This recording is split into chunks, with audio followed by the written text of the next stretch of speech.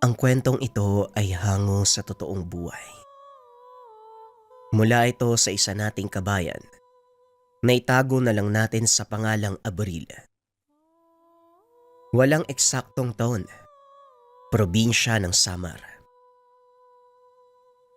Balita ko may palaro ng arnis sa kabilang bayan. Sasali ka ba, Abril? Titignan ko pa, Dado. Kasi baka magsabay sa pista doon kinamang Brando eh. Inimbitahan kasi ko lumaban doon. Ganun ba? Balita ko, malaki daw ang papremyo ni Don Sigfrid sa mananalo. Kung meron lang akong talento ng kagaya sa'yo, susunggabang ko na yun. Sayang din ang pera. Muling wika ng kaibigang si Dado. Kakausapin ko muna si Mang Brando. Baka magalit siya eh. Kailan ba ang palaro? Tugon ni Abril.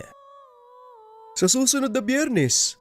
Mauna ata yung pista kay Mang Brando. Magpaalam ka kaya, papayag naman yun eh. Mabuti pa nga. Tara, samahan mo ako. Pag-uusap ng dalawa.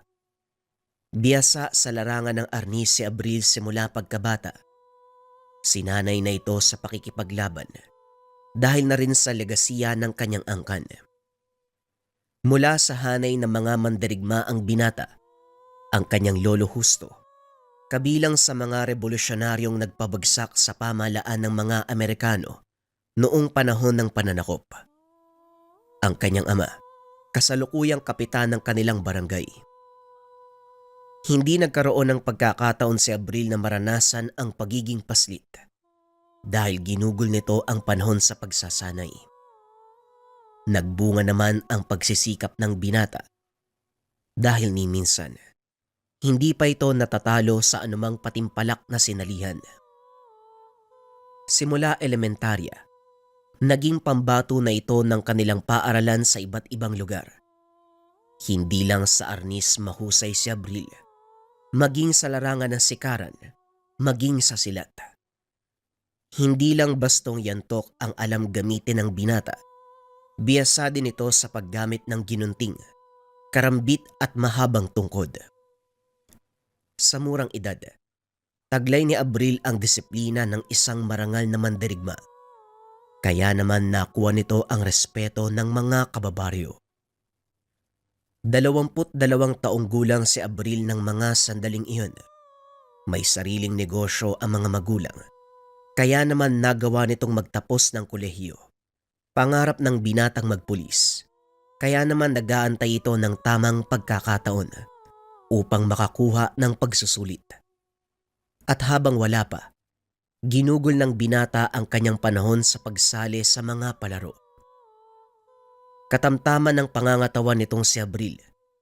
May katangkaran, kaya hindi ito nahirapang makapasa sa unang pagsali ng pulisya. Idagdag mo pa ang patong-patong na karangalang nakuha ng binata simula elementarya hanggang makapagtapos ito ng kolehiyo. Makailang beses na ding nagwagi sa bansang Indonesia sa larong Kali Silat.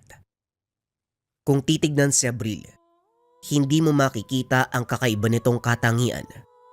Normal na atleta lang.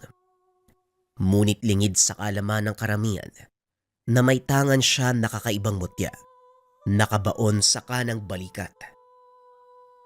Hindi naman kaya masyado mo nang inaabuso ang kakayahan mo, Abril. Hindi kita tinuruan ng arnis para magpasikat. Wika ni Mang Brando. Hindi naman po, Manong. Wala naman kasi kung gagawin eh. Sayang kung tatambay lang ako sa tindahan. Pakiramdam ko kasi pumupurol na ako habang nagtatagal. Saka tignan mo, tumutubo na yung taba ko sa tiyan. Mamaya, maging kasing laki ko si Dado eh. Sobra ka naman. Tumaba lang ako ng kaunti sa'yo. Anong konti? Tignan mo nga yung tiyan mo. Nagkikita ba kayo nung maliit mong alaga? Alam mo ba itsura nun? Grabe naman tong si Abril. Nakikita ko pa naman yung paa ko, no? Saka, kahit ganito kalaki yung tiyan ko, mabilis akong kumilos, ha? O na, tama na yan. Ano ngayon ang balak mo, Abril? Gusto mo bang sumali sa palaro ni Don Sigfrid? Wala naman sigurong mawawala, Manong. Ordinaryong palaro lang din naman yun eh. Kilala ko si Don Siegfried. Sa oras na maagrabyado yung taong yon, gagawa't gagawa ng paraan para makabawi. Kaya mag-ingat ka. Ako na pong bahala doon, Manong. Huwag ka mag-alala. Matapos makuha ang pagpayag ng maestro, nagpalista si Abril sa palaro ni Don Siegfried. Hindi na nasorpresa ang ilan sa mga kasali dahil alam nila hindi papalampasin ni Abril ang ganong uri ng aktibidad. Ang ilang nakakakilala sa binata ay umatras, ngunit may ilang baguhan na tahasan pa siyang hinamon. Matapos magpalista, kaagad ding umalis ang magkaibigan. Habang naglalakad palabas ng lugar, nakasalubong nito ang isang binata. Dayo mula sa syudad. Makikita mula sa suot na jacket ang mga karangalang natanggap mula sa iba't ibang laban. Naku, mukhang kilala ko ang isang yan ah. Kung hindi ako nagkakamali, siya si Nino, yung kampiyon na alaga ni Don Siegfried. Nandito pala siya. Siyempre naman, alaga yan ni Don Siegfried eh. Natural nandito yan. Pag-uusap ng dalawa. Nagsalita ang binata sa harapan ng mga kalahok. Galingan niyong lahat ha. Huwag niyo akong bibigoin. Bigyan natin ng magandang laban si Don Siegfried. Wika ni Nino. Nagsigawan ang lahat ng naroon. Ngunit nanatiling tahimik si Abril at Dado. Nakatingin lang ang mga ito sa binatang nagsasalita sa kalagitnaan ng mga tao. Halika na nga, Dado. Tignan na lang natin ang galing ng isang yan. Sa mismong palaro tayo mag-usap. Magaling si Nino. Pero alam ko wala sa kalingkingan mong nalalaman ng isang yan. Huwag tayo magpakampante, Dado. Dahil hindi pa natin nakikita ang pamamaraan niya. Sa ngayon, ituring natin siya na pinakamaigpit na kalaban. Pagdating sa tahanan, kinausap ni Abril ang kanyang ama tungkol sa palaro. Wala namang naging problema sa ama ang gustong gawin ng binata. Hanggat masaya ka sa ginagawa mo, wala akong tutol. Basta hindi ito magdudulot ng anumang abala sa ibang tao. Wala pong problema, Tatay Lucas. Simpleng palaro lang po ito. Katuwaan lang, kaya wala kang dapat ipag-alala. At isa pa, ang kadalasan sa mga kasali, hindi taga dito sa atin. Hindi na nakakapagtaka. Alam na mga taga dito ang kapasidad mo pagdating sa arnis. Pero mag-iingat ka dahil maaaring may kalahok na may basag butya. Yan nga din ang inaalala ko, Tay. Pero napagandaan ko na ang pangyayaring yan. Sige, kailangan ko pang pumunta kay Mang Brando. Magsasanay muna ako sandali. Pag-uusap ng mag-ama. Matapos ay lumakad na si Abril papunta sa tahanan ni Mang Brando. Nakita nito ang grupo na may kung sinong kausap. Nanlaki ang mga mata ng binata nang makita kung sino ang lalaking kausap. Abril, mabuti naman at nandito ka. Siya nga pala si Nino, pamangkin ko. Nino, si Abril, ang kaisa-isa kong estudyante. Siya pala ang pinakaksayan mo ng talento. Kaya pala hindi ka na bumabalik sa atin eh. Kasali ka ba sa palaro ni Don Siegfried? Tignan natin kung may natutunan ka mula sa chewin ko. O baka puro hangin ka lang. Ikinagagala kitang makilala ninyo. Tama ka, kasali ako sa palaro. Kaya huwag kang mag-alala. Dahil bibigyan kita ng magandang laban. Gaya ng hiningi mo kanina. Nakapag-usap na pala kayo ni Abril? Hindi, Manong. Nagtalumpati yung pamangkin mo kanina. Hinamon ang lahat ng mga kalahok. Aba, totoo ba ang sinabi ni Abril ninyo? Oho, tinitignan ko lang naman kung sino ang aalma. Mukhang wala namang papalag sa akin eh. Nakikita mo ba ang tatak na to? Ito ang mga palarong sinalian ko. Lahat yan, ako ang nanalo. Wika ni Nino habang ipinapakita kay Abril ang suot na jacket. Napailing na lang si Abril dahil sa kayabangan nito. Nasa na ang disiplinang itinuro ko sa'yo ninyo? Naging mayabang ka na. Tandaan mo, hindi karangalan ng dahilan kung bakit ko itinuro sa'yo mga nalalaman ko. Ay nako, wag mo akong pangaralan. Tinuruan mo lang ako. Nagsikap ako sa sariling paraan para lang marating kung anong meron ako ngayon. Hindi ka karapat dapat na tawaging maestro. Biglang itinulak ni Abril si Nino upang sawayin sa pagsasalita ng masama sa guro. Sobra ka kung magsalita. Hindi ko alam kung anong nangyari sa'yo. Pero sa palagay ko, wala kang karapatan na pagsalitaan ng ganyan si Mang Brando. Tama na, Abril. Ako na bahala sa kanya. Hindi mo alam ang totoong nangyari. Kaya wag mo kong husgahan. Bakit hindi mo tanungin ang taong sumusuporta sa'yo ngayon? Wag mo nang ituro sa iba ang pagiging irresponsable mong guro. Wala ka naiintindihan ninyo. At sana lang unawain mong mabuti ang mga nangyayari bago ka maniwala sa mga sinasabi ng iba. Walang kwentang makipag-usap sa'yo. Naparito lang naman ako kasi nalaman ko may mag-aaral kang sasali sa palaro. Hindi ko akalain ito pala yung sinasabi nila. Hoy, ang tanong, maibubuga ka ba? Magkita na lang tayo sa palaro. Hindi ako mahawak ng baston sa labas ng arena. Mayabang ka ha? O sige, tignan natin. Wika ng binata sabay talikod. Hindi na nagsalita pa si Brando. Hinayaan niya itong umalis. Napakatalim ng dila ng ninyong yan ah. Pasensya na po kay Manong kung napagsalitaan ko ng hindi maganda ang pamangkin mo. Sumusobra na kasi. Walang kaso, Abril. Mabuti nga na pagsabihan mo siya. Mabait na bata yan si Nino dati. Nitong mga nakaraang taon, nung iwanan ko siya sa kanyang ama, biglang nagbago yung ugali. Lalo pa, nang makatikim ng unang panalo eh. Yumabang, lumaki yung ulo. Yan nga po nakikita ko sa kanya, Manong. Pero may kalalagyan yung taong yan sa akin. Tignan mo kung paano ko siyang turuan ng leksyon. Naging mag-aaral mo siya, pero hindi yun ang disiplinang itinuro mo sa amin. Pero maiba ako, bakit ka ba nandito? Gusto ko po sana magsanay kahit sandali lang. Medyo kinakalawang na yung kasukasuan ko eh. Gano'n ba? O sige. Libre naman ang magsanay sa bakuran nyo. Bakit dito ko pa magsasanay? Ganado kasi ako magsanay dito eh. At saka maalawan ang paligid. Magsanay ka lang dyan. Maghahanda ako ng merienda.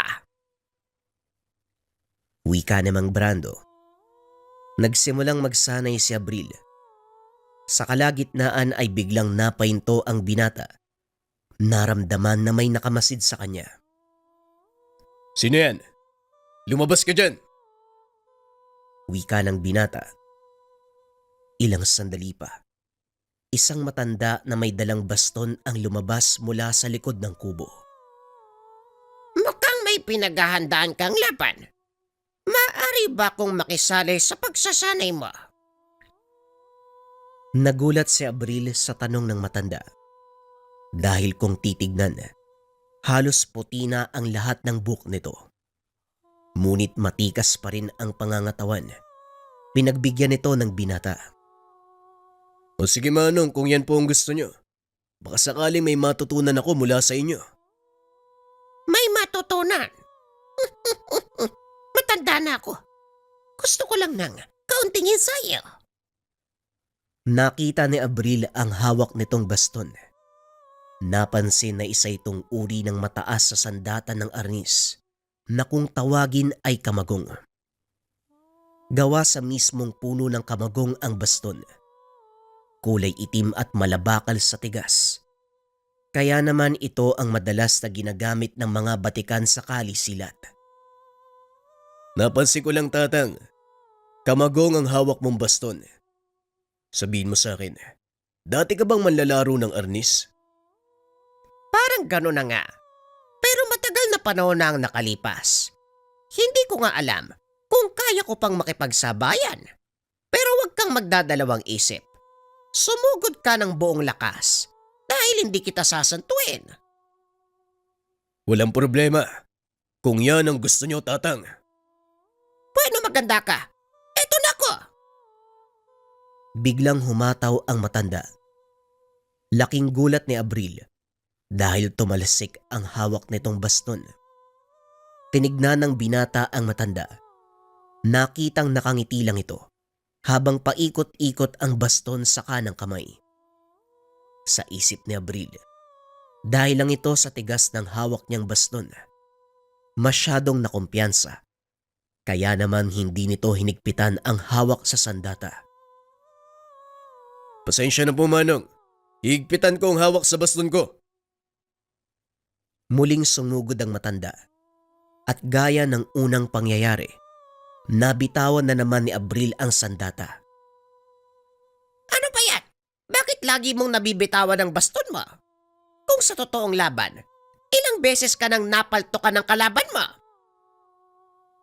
Muling dinampot ni Abril ang baston. Sa pagkakataong iyon siya naman ang sumugod. Sinalo ng matanda ang baston gamit ang kamagong. Pinilipit ang sandata sa braso ng binata, dahilan para mapalo dito at mabitawan ng baston. Mukhang kulang ka sa pagsasanay. Yan ba ang istilong ginagamit mo sa laban? Hindi ka mananalo, bata. Mas malakas ang katunggali mo. Magsanay ka ng gusto kung ayaw mong maiwan sa tabtaban. Binitawan ng matanda ang kamay ni Abril. Narinig nitong tumatawag si Mang Brando. Halika na! Merienda ka muna! Anong ginagawa mo? Saan nanggaling yung dalawang baston na kamagong na yan? Ang alin? Anak na...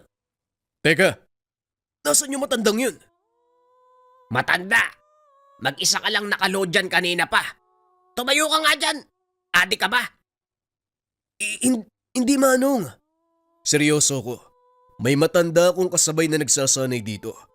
Kaya ako nakaluhod dahil nagawa niyang pilipitin ang braso ko. Seryoso din ako. Mag-isa ka lang na nagsasanay. Para kang nakikipaglaban sa hangin. May palhod-load ka pa. Napagtanto ni Abril. Hindi nakikita ni Mang Brando ang matandang nakatunggali. Hindi ko malaman eh. Bakit hindi mo nakikita yung matandang sinasabi ko? Bago ka dumating, hawak-hawak niya yung kamay ko. Ay nako, ang mabuti pa kumain ka na lang. Eto nilagang kamote at mainit na kape. Habang kumakain ka dyan, amin na nga yan munang baston na yan. Saan mo ba nakuha to? Ngayon ko Teka, pamilyar yung baston na to ah. Sadali lang, may kukunin ako. Dali-daling tumakbo si Mang Brando papasok ng tahanan. At nang bumalik, dala niya ang larawan ng isang matipunong lalaki. May hawak na 2 itim na baston. Katulad ito ng sa kanya. Sino naman po ang taong yan? Si Lolo Miguel, ang ama ng aking ama. Isang kampyong mandirigma. Biyasa sa paggamit ng bastong kamagong, gaya nitong hawak mo. Pinagmasdang mabuti ni Abril ang hawak ng lalaking nasa larawan. Nakita nito ang pangalang nakaukit sa bandang hawakan. Ano to? Dos pares? Pinagmasdan ang hawak na baston. Nakita ang mga katagang nakaukit. Dahil sa pagkagulat nabitawan nito ni Abril. Ang bastong nasa larawan at ang hawak niya ay iisa. Mabaging langit. Paanong napunta sa iyo ang baston ni Tatang Miguel? Dinala niya ito sa hukay. Hindi niya inayaang mapunta sa kahit kanino ang kamagong na yan. Manong, nananayo ang balahibo ko ha. Kaya wag mo kong tinatakot ng ganyan. At isa ba, paanong babangon ang taong namatay? Ilang dekada nang nakakaraan. Hindi ako maaaring magkamali, Abril. Ang sandatang yan ay walang iba. Pagmamay-ari yan ni Tatang Miguel. Ang nakakapagtaka kung paano yan napunta sa'yo. Maniwala ka o hindi, Manong. May nakalaban akong matanda, puti yung buhok. Napansin ko sa braso niya yung marka ng kagaya ng sa inyo. Nanlaki ang mga mata ni Mang Brando. Ni minsan, hindi pa nakikita ni Abril ang matanda. Totoo ang sinasabi ng binata. May marka ng ulo ng tigre sa kanang braso si Tandang Miguel. Si Tandang Miguel, ang kauna-unahang Pilipinong nagsanay sa bandang Indonesia sa larangan ng kalisilat. At ang tigreng nasa kanyang braso, sa gisag na nakapagtapos siya sa ilalim ng isang mahusay na guro. Kaya pala, makalumang pamamaraan ang ginagamit niya. Ngayon nauunawaan ko na. Misteryo pa rin sa akin ang bastong ito. Paano mo ipapaliwanag ang pagpapakita nito kung talagang naisama ito sa paglibing sa kanya? Hindi talaga ako makapaniwala na nakaharap mo si Tatang Miguel. Kung hindi mo pa natukoy ang pamamaraan ng pakikipaglaban niya. Hindi rin ako makapaniwala na patay na yung taong nakalaban ko. Pero bakit niya iniwan sa akin ang bastong to? Meron akong hindi nasabi sa'yo tungkol sa mutyang nakabaon sa braso mo. Ang bastong hawak mo, binasbasa ng isang ermitanyo. Kasabay nito ang mutya ng kamagong na nasa sayo.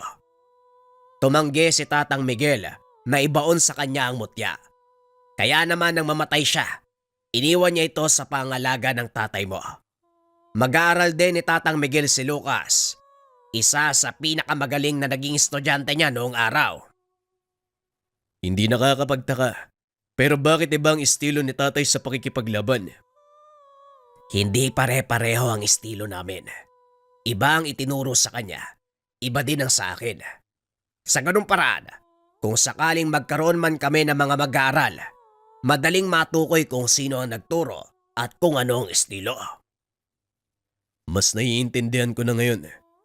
Kaya pala, malayo ang pamamaraang ginagamit ni tatay kumpara sa'yo. Pero pareho lang ng konsepto. Isa lang ang pinag-ugatan nito. Yon ang kalinangan ng arnes.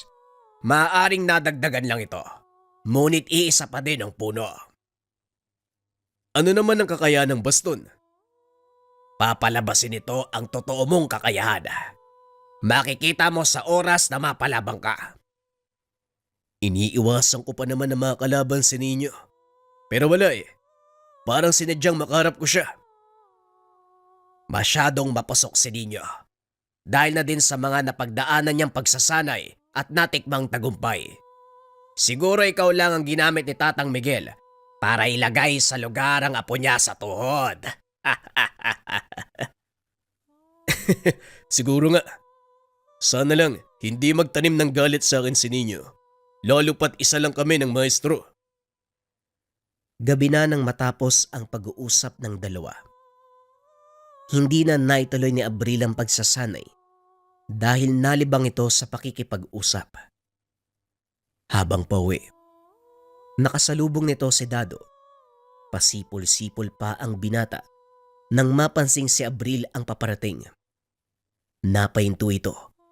Dali-daling tumakbo papunta sa kaibigan. Abril, saan ka nang galing? Kanina pa kita hinahanap eh. Doon kinamang Brando. Anong meron? Hawak ko ng listahan na maghaharap sa palaro. At mukhang sinerte ka ah. Nasa kabilang bahagi kayo ni Ninyo. May pag-asang kayo maging magkatunggali. Hindi na nakakagulat. Sa palagay ko, sinadya yan ni Don Siegfried. Sinadya? Bakit niya gagawin yun? Tauhan nga ni Don Siegfried si Ninyo, di ba? Nagkarap kami kanina sa bahay ni Mang Brando. Alam mo bang pamangkin niya yung kumag na yun? Pamangkin?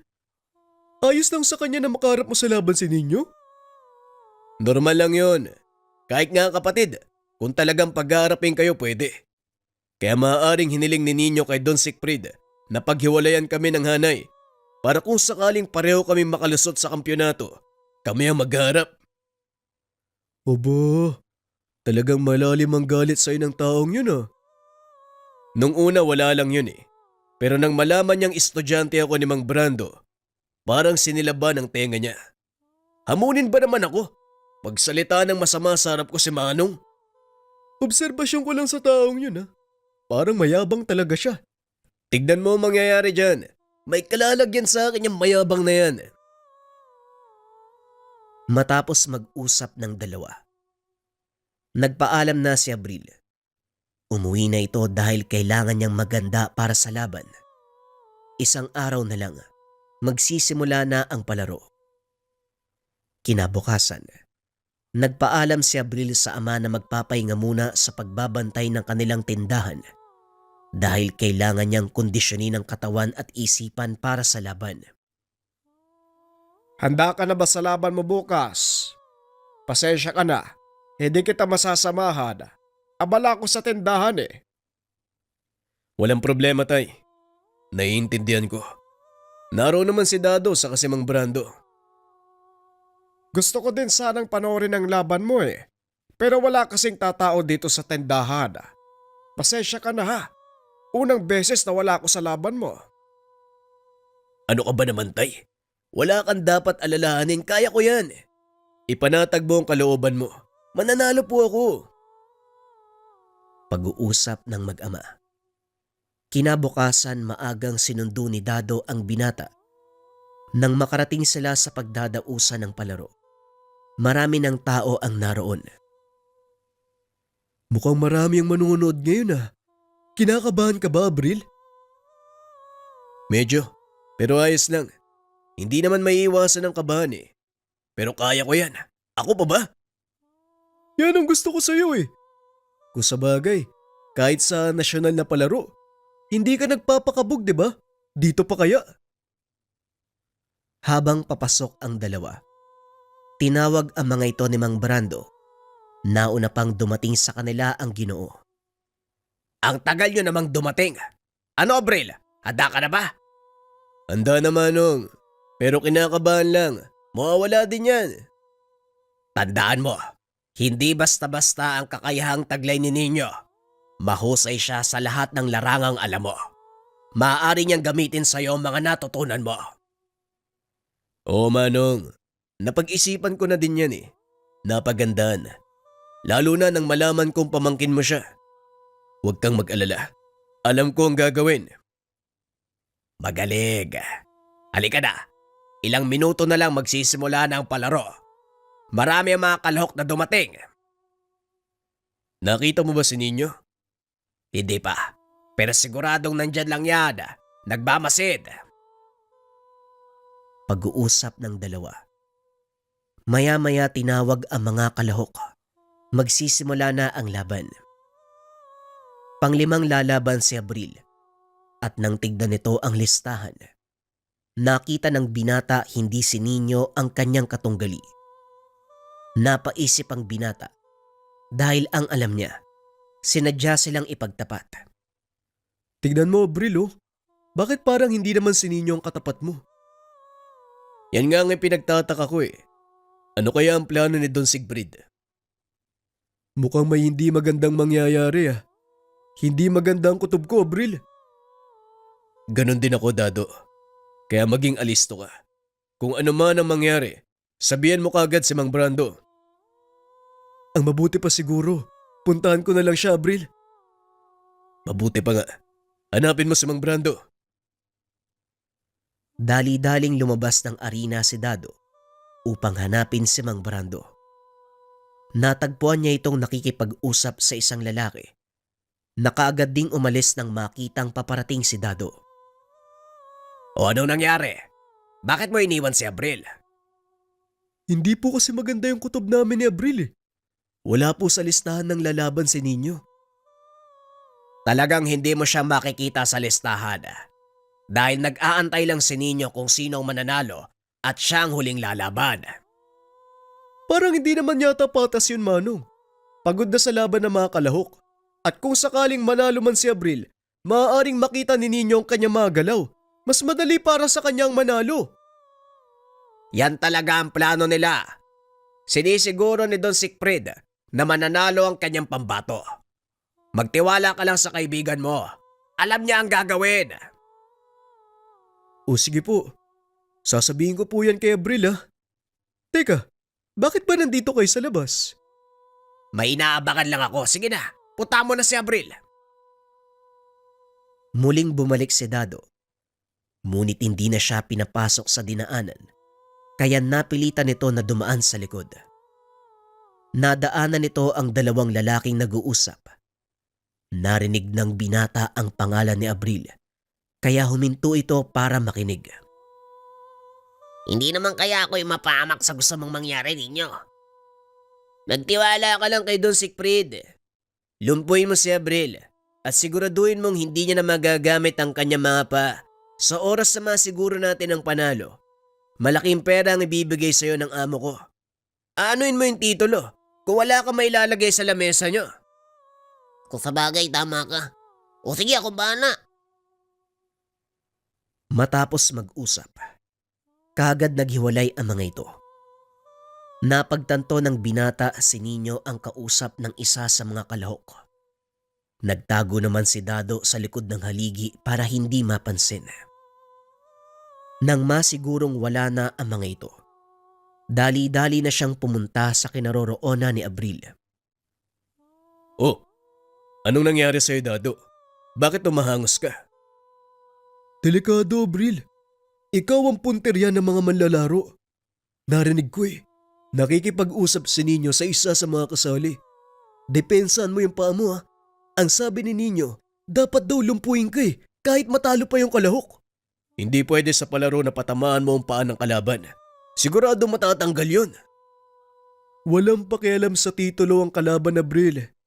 Intensyon nila na lumpuin ka para hindi ka na makapagpatuloy sa laban.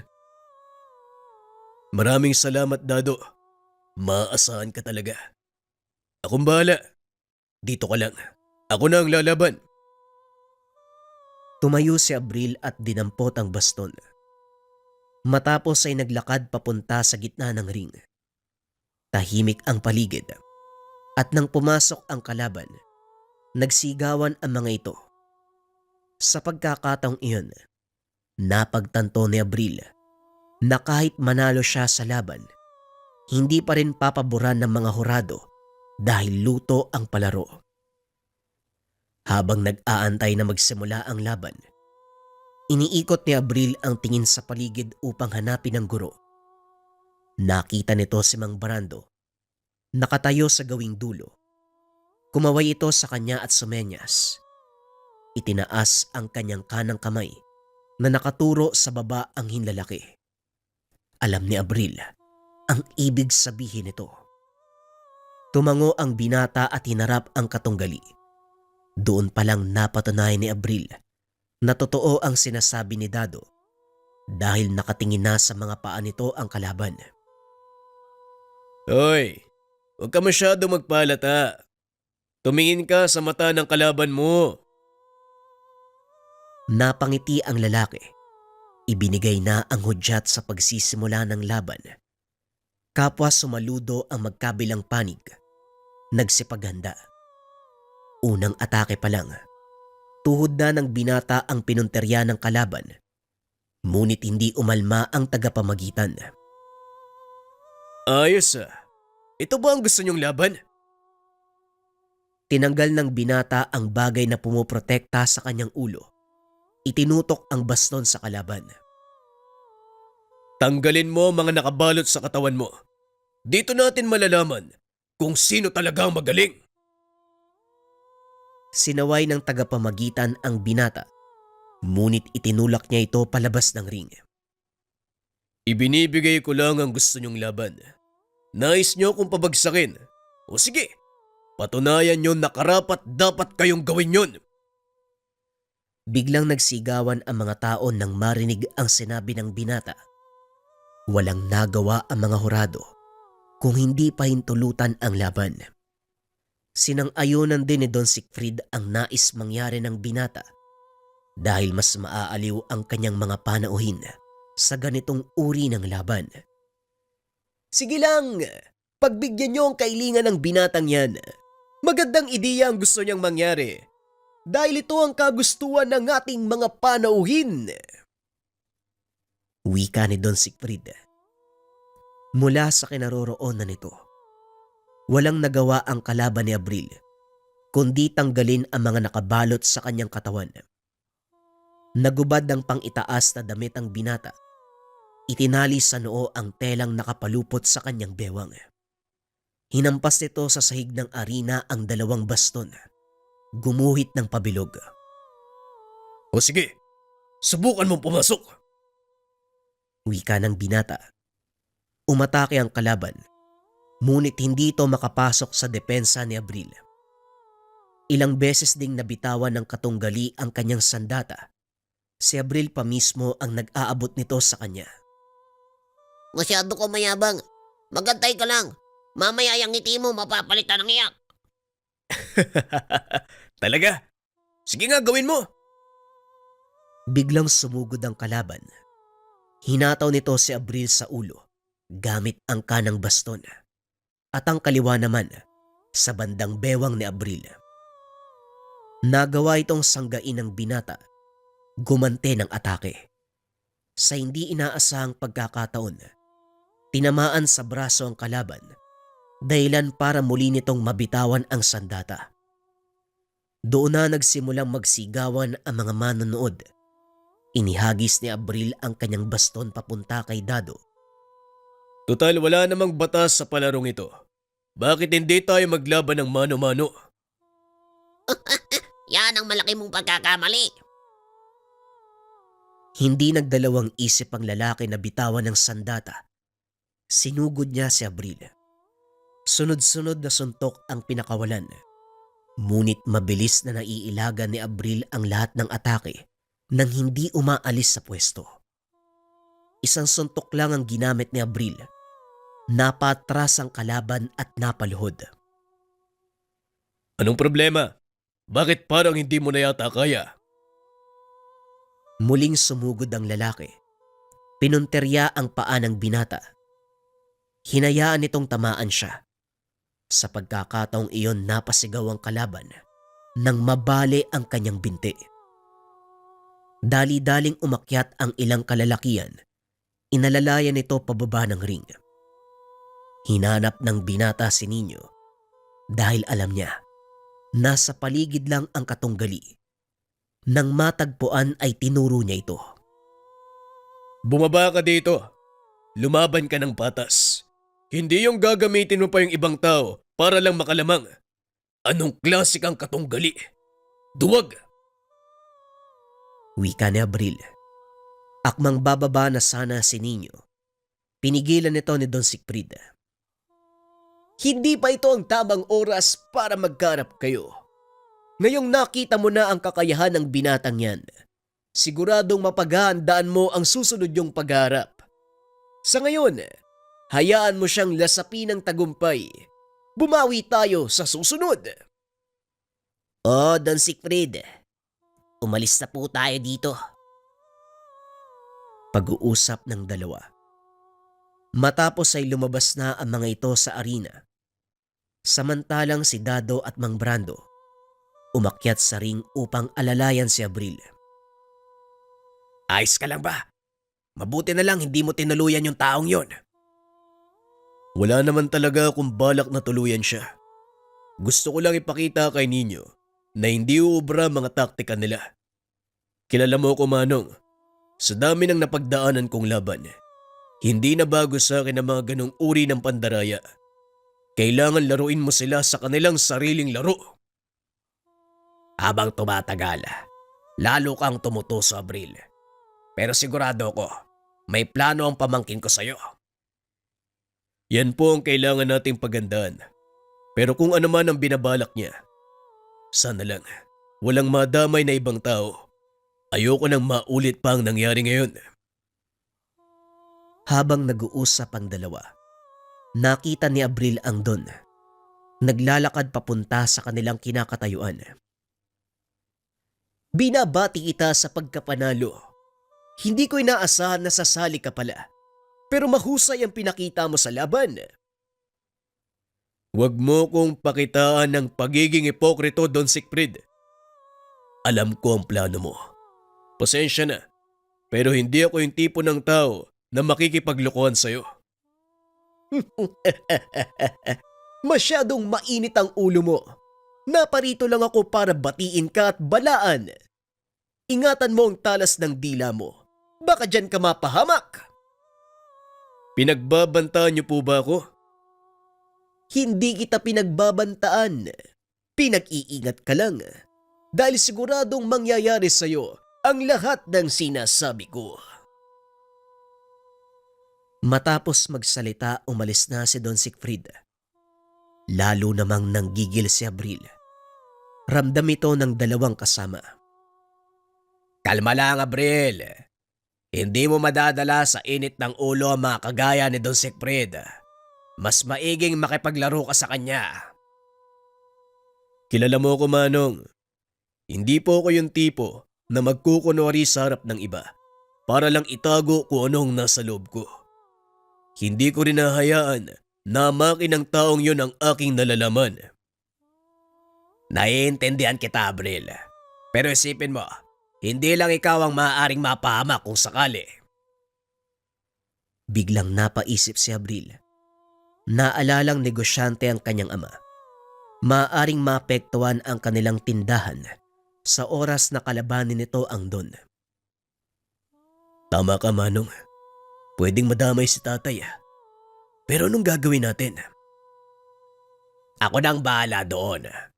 Hindi ba may pupuntahan tayong laban sa kabilang bayan? Sugarol si Don Siegfried, kaya naroon siya.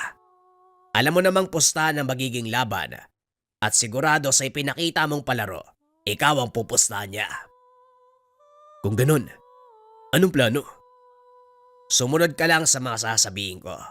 Siguradong makakabawi tayo sa taong yon.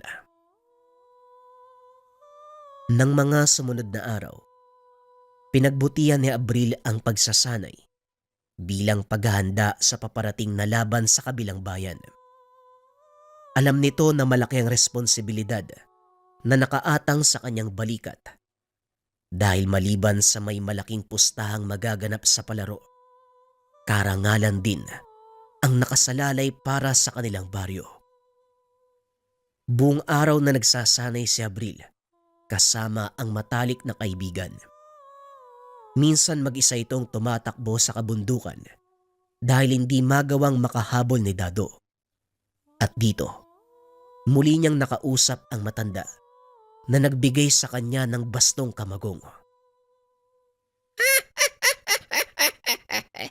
Puspusan ang pagsasanay mo, iho. Hindi naman kaya bumigay ang katawan mo bago sumapit ang araw ng laban.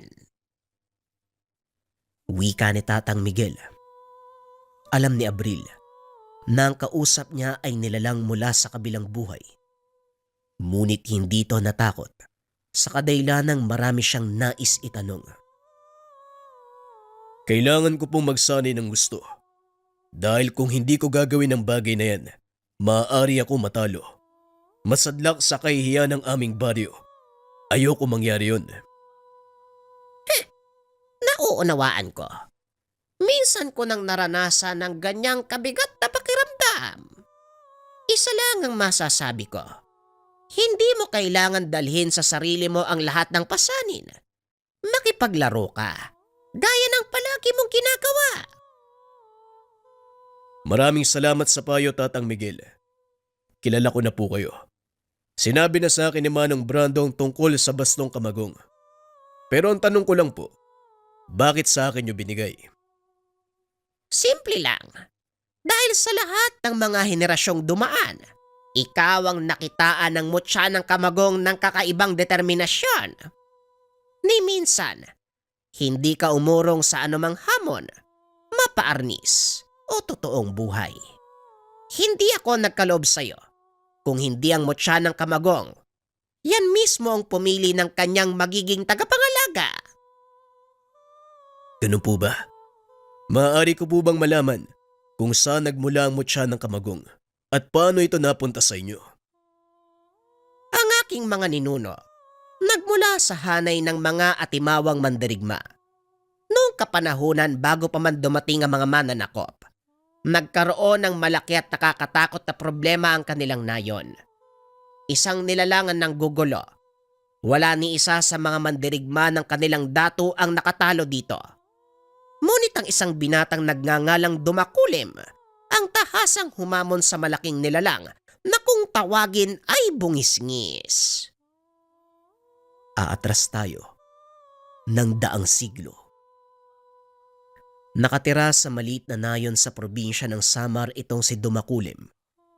Mula sa angkan ng mga timawa o mga taong walang pananagutan sa datu ang binata. Sa edad na 15, nagsimula itong magsanay upang maging mandirigma. Nabilang sa hanay ng mga sandig ng kanilang pinuno. Mapayapa ang nayong kinabibilangan ni Dumakulim. Ngunit isang araw, biglang nagkaroon ng malaking kaguluhan dahil nawala ang isa sa mga binukot ng anak ng kanilang datu. Winasak ang tahanang kinaroroonan nito. Kinuha ang dalaga. Ipinatawag ng datu ang lahat ng mga kalalakian sa pag-aakalang isa sa kanila ang dumukot. Nagsagawa ng ritual ng panakot ang kanilang babaylan. Napatunayan na hindi mula sa kanilang nayon ang salarin. Mas lalong hindi ito tao, kung hindi isang nilalang na kung tawagin ay bungisngis.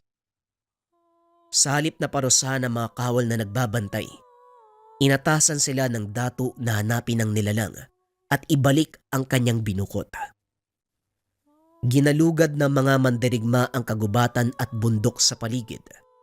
Kaso nga lang wala silang nakita.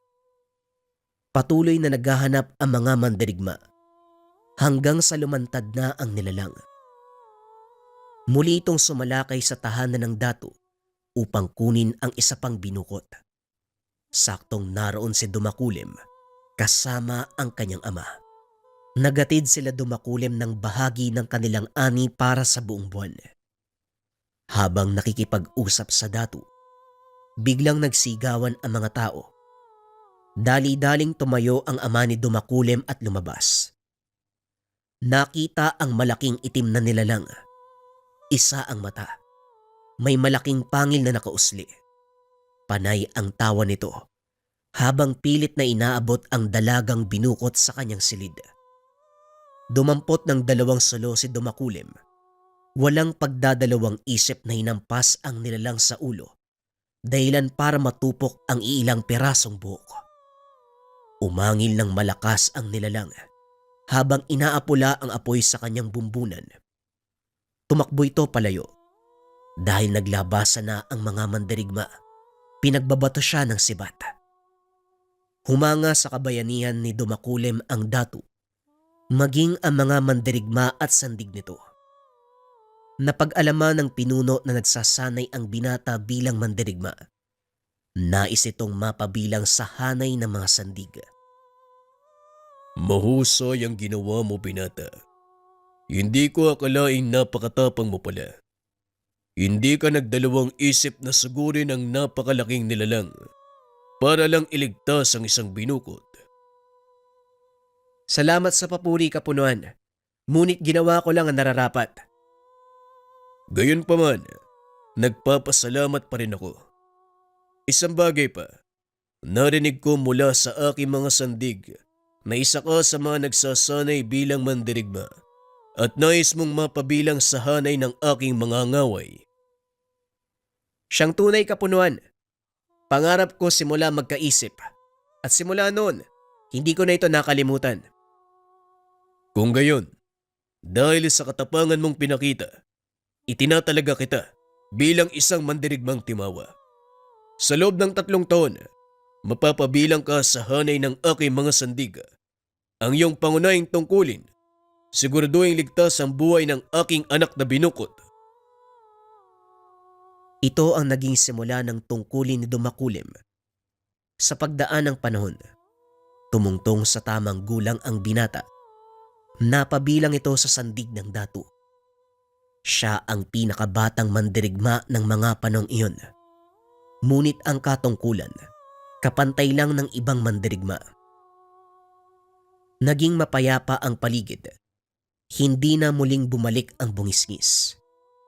Kaya tinuon ng datu ang atensyon sa pagpapalawak ng kanyang ahop.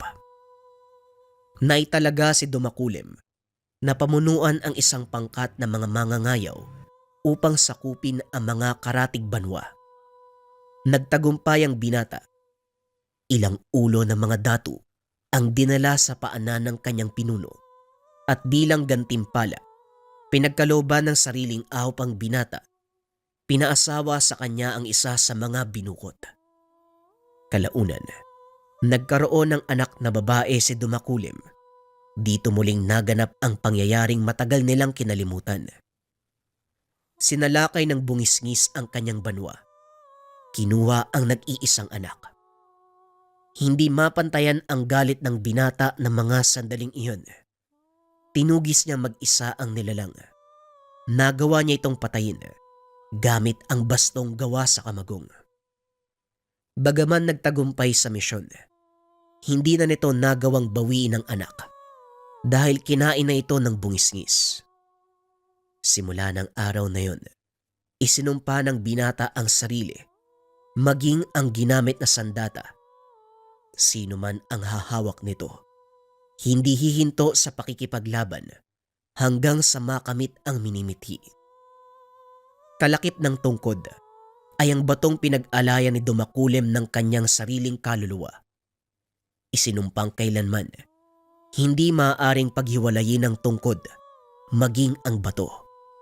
Kalaunan ay tinawag na mutya ng kamagong. Pinagpasapasa nito ng kanyang henerasyon. Naging matagumpay sa buhay ang mga taong humahawak ng baston at mutya.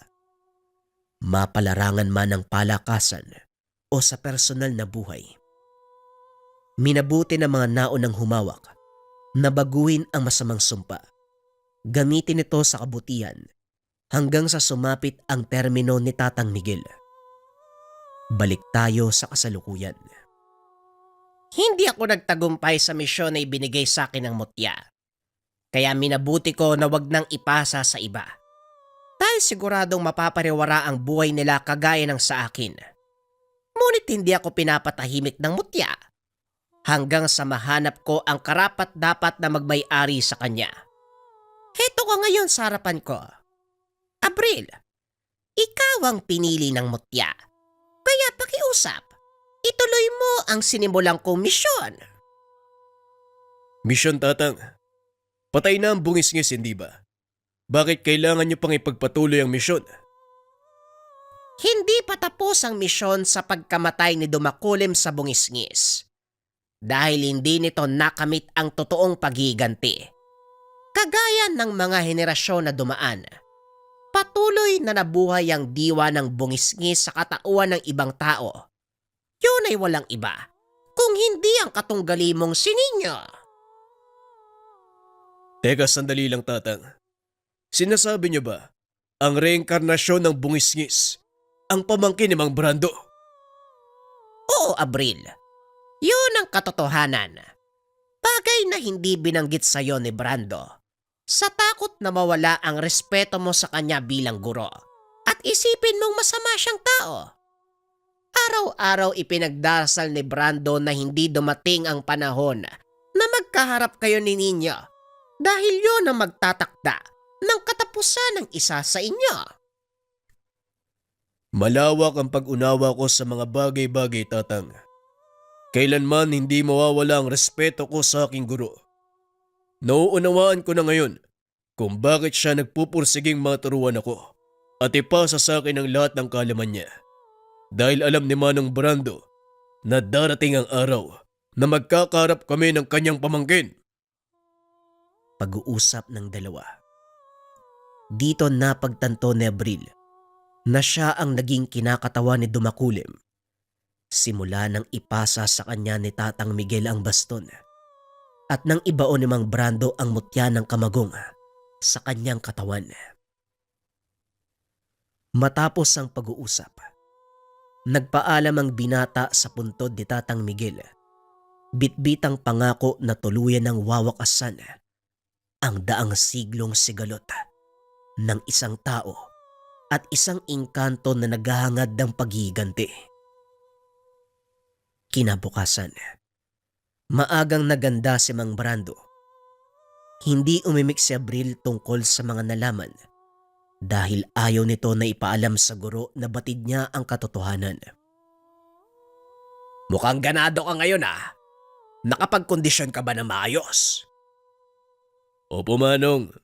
Walang kasiguraduhan ang panalo ko. Pero hindi ako susuko hanggat hindi nagtatagumpay. Halika na. Magsisimula ng laban. Nang mga oras na yun, nakarating sila sa lugar ng pagdadausan ng laban. Marami ang nauna sa paligsahan, kaya naman bandang huli na sina Abril. Habang nag-aantay, hindi maiwasan ng binatang pakiramdaman ng paligid. Alam ni Abril, ang pagpunta pa lang sa lugar ay isang malaking pagkakamali. Baluarte ni Don Siegfried ang arena, kaya halos lahat ng naroon ay pabor sa kanya. Nagpatuloy ang laban ng mga kalahok hanggang sa dumating ang pagkakataon ni Abril. Naunang umakyat si Nino. Nagsigawan ang mga tao nang itaas nito ang kanyang baston. Panahon na, Abril. Umakyat ka at ipakita sa kanila kung sino ka. Wika ni Brando. Huminga ng malalim si Abril. Marahang umapak sa baitang paakyat sa ring. Nilingon ito ni Nino. Nginitian. Biglang nag-iba ang mukha ng binata. Nakita ni Abril ang imahe ng bungisngis. Tumawa ng malakas si Nino at nagsalita. Siguro naman, alam mo na ngayon kung bakit ka nandito. Hindi lang basta paligsahan ang laban. Ngayon ipapamalas ko sa iyo ang aking paghiganti sa ginawa ng angkan mo sa akin. Wika nito. Biglang nagdilim ang paningin ni Abril. Alam nito sa sarili na nawalan siya ng malay. Nagulat si Mang Brando. Dali-daling umakyat ng ring.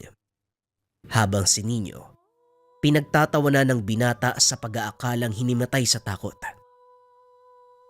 Abril! Abril! Anong nangyayari sa'yo? Huwag kang mag-alala. Hindi nawalan ng malay ang mag-aaral mo. Ako ang humalili sa kanya para ipagpatuloy ang laban namin ng bungisngis. Nanlaki ang mga mata ni Brando nang marinig ang boses ni Abril. Alam niya na hindi ito ang binata. Sa pagkakataong iyon, kampante si Brando na mananalo sa laban. Tio Brando, ilabas mo na yung alaga mo. Hindi na siya makakalaban. Tignan mo. Naimatay sa sobrang takot. Hindi na sumagot si Brando sa pangungutya ng pamangkin. Sa halip inalalayan nito si Abril na makatayo.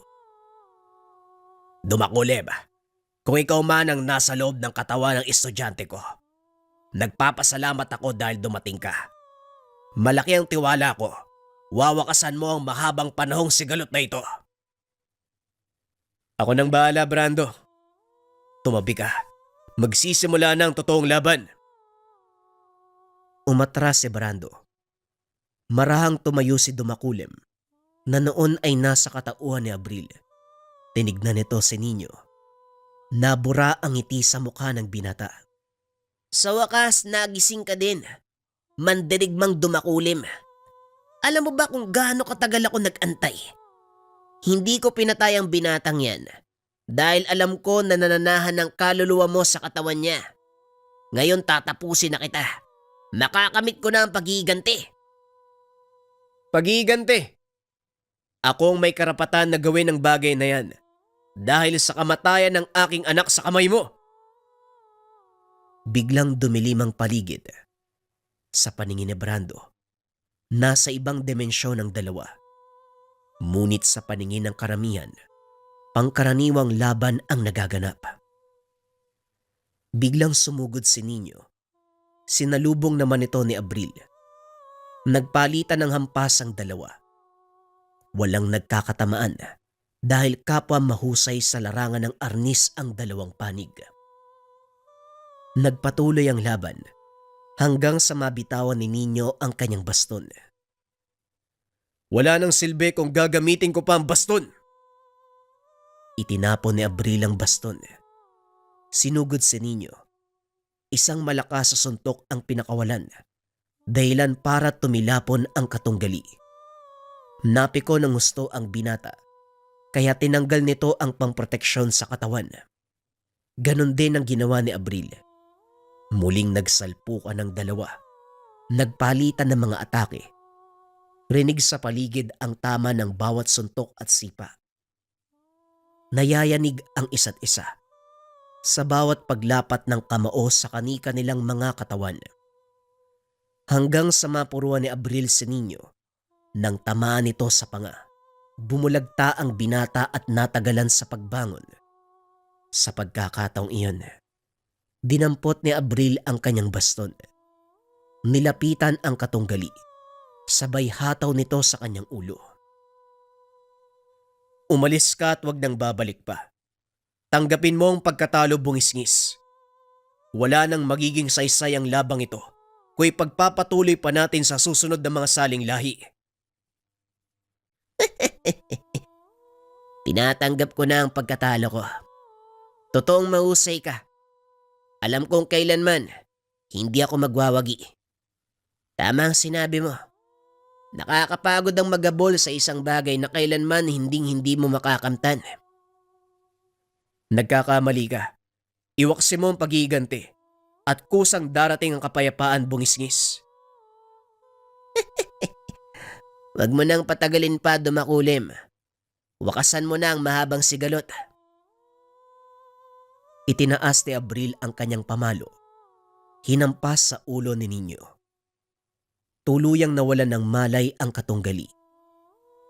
Samantalang ang bungisngis na nananahan sa kanyang katawan, tuluyang namayapa.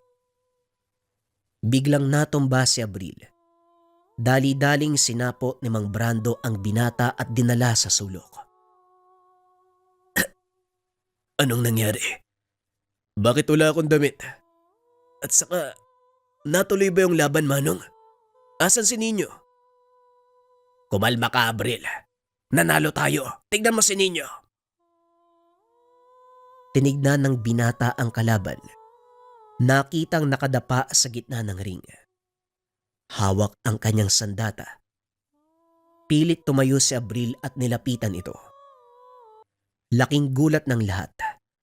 Nang alalayan ng binata ang katunggali para madala sa sulok. Anong ginagawa mo? Bakit mo ko tinutulungan? Katunggali kita sa palaro, pero hindi kita kaaway. Huwag ka na magsalita. Makakasama sa kalagayan mo. Matapos ang labang iyon, ipinaliwanag ni Mang Brando ang nangyari. Laking gulat ng binata nang malaman na sumanib sa kanya si Dumakulim. Samantalang si Don Siegfried ay hinuli ng kapulisan dahil napag-alaman iligal ang ginagawa niyang palaro.